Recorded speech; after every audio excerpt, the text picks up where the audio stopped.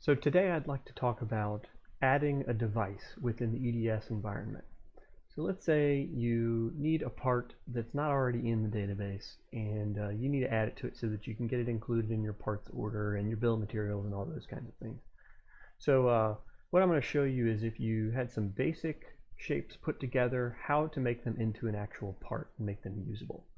So to start, I'm just going to drop in a relay, one that I've already created.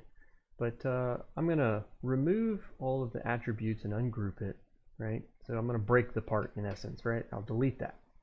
So let's say I'm starting from these shapes and I want them to become a new part. So in this case, what I dragged in was this rib U1C. So I'll go ahead and view the cut sheet so that you can see what I'm talking about, right? So let's say I have that one in my database, but I don't have this one. But they use all the same similar wiring, right? For all the same colors and everything. So what we want to do is we're going to take this selection of parts, we're going to grab them all, and we're going to group them. Okay, and you can do that by hitting Control+G, or you can right click and go through the menus. Once you've grouped it, then we're going to add a tag to identify this part. And you can do that in a couple different methods and change things along the way, but here's how I'm going to do it. So I'm going to select the grouping, and then I'm going to hit text, and I'm going to use CR-20, and I'm going to use that because if I end up putting enough of these parts in, I'm going to get up into the 20s probably, and this is what it's going to end up being for the type of device, and I'll go through where that pulls from later. So once you've typed that in, then you want to resize it, relocate it, put that tag wherever you want it to be. So I'm going to just put it right above the area here, but I don't want this box to be so big either, right? So you can scale it down. You'll notice it'll jump lines if you shrink it enough. And the reason for that is if you hit this little paragraph item here, the text block has margins associated with it. And I would typically remove these margins because they don't really do you a whole lot of good for these types of activities. Hit apply, and notice it'll fit nicely in the box now. So I'll stick it up here at the top. Go back to my pointer tool, and you'll notice that the text is associated with the entire grouping of parts. Now I can select, pause, and then select again and get to internals if I want to edit something. Now at this point, it's not actually a part. It's still just a collection of shapes, different lines and circles and stuff. So what I'm going to do is I'm going to select that, and I'm going to go to my EDS drawing tab up here, hit Add Device, and then I'm going to make it a CR like we talked about.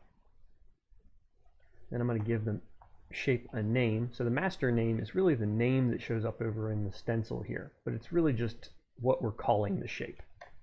So I'm going to call it New Relay. And then I'll even put in parentheses what I'm going to add. Rib H1C. And then we already have a cut sheet, so I can use existing, but you can also use new. Go find file on your computer and upload that. So we'll go down to the rib U1C because I know it uses the same cut sheet. I'll select it. It tells you it's selected here. And then stencil name is pretty much where am I going to put this. I already have some existing stencils available. So I'm going to go in and I'm going to use my Added Devices stencil because I like to put them all in one place and then move them around to other stencils that I have rather than dumping them straight into the other stencils. It doesn't get quite as unruly that way. All right, so once I've done that, now I've got to enter my part information. Okay, so I can enter my information manually. The other thing I can do is I can go use a starting point from one of the existing classes. So I'm going to go down to the existing relay that I had in there. But instead of just using the default information, now that I've got it kind of pre-filled out for me, then I'll say enter properties and I'll change this. So then I don't have to go through everything, right? And I know some of this information has changed from part to part, but I'm not too worried about that right now. We can fill that stuff out later. So you hit OK, and you'll get this notification that the master was added. So really a new shape was added to my new stencil, or my existing stencil, Added Devices. So I hit OK, and then if you go to your Added Devices, the stencil you just added it to, you scroll down to the bottom, you will see the new relay with that same master name that I added in there. and you can drag it in. And when you do that, you'll see it will increment the part tag. So 17, 18, right? So it resizes it for you. Now this one up here still is not a shape, right? Still is not a usable part that we can pull attributes from. So we can get rid of that one, and then we're going to use this one. Now if you double click, you don't have any data here, but if you double click on the tag itself, you'll get that same information.